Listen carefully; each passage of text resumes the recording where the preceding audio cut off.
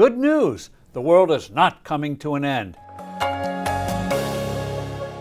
Hello, I'm Steve Forbes, and this is What's Ahead, where you get the insights you need to better navigate these turbulent times.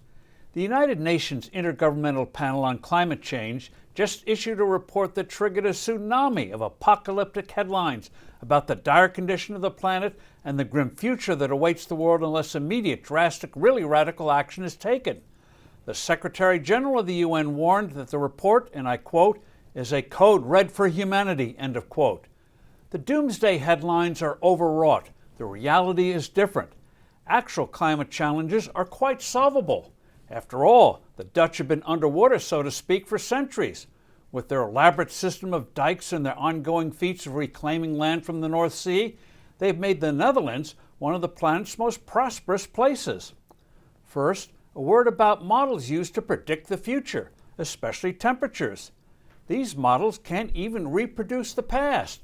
For example, Dr. Steve Forbes, who served as Undersecretary of Energy for Science in the Obama administration, notes, and I quote, "The models fail to explain why rapid global warming occurred from 1910 to 1940 when human influences on the climate were far less significant," end of quote.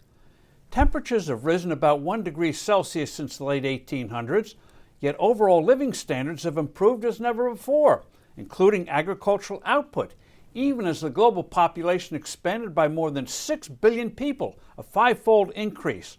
Surely humanity will cope just fine with the rise of 1 to 2 degrees Celsius in the next 100 years.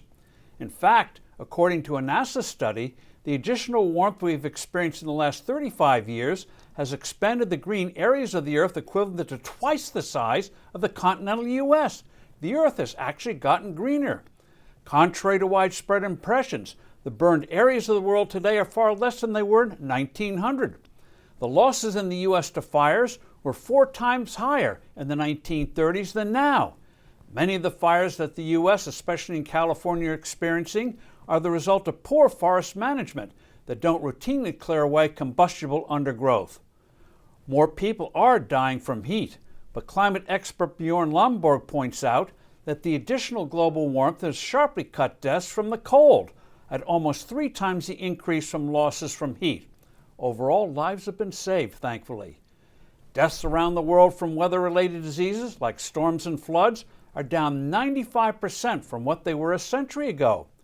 The recent horrific deaths from those floods in Europe, primarily Germany, were the result of the inexplicable failure to warn residents, even though authorities knew days in advance of what might be coming. With 8 billion people on the planet, there are very serious environmental challenges, but if allowed, people will find sensible solutions. I'm Steve Forbes. Thanks for listening. Do send in your comments and suggestions. I look forward to being with you soon again.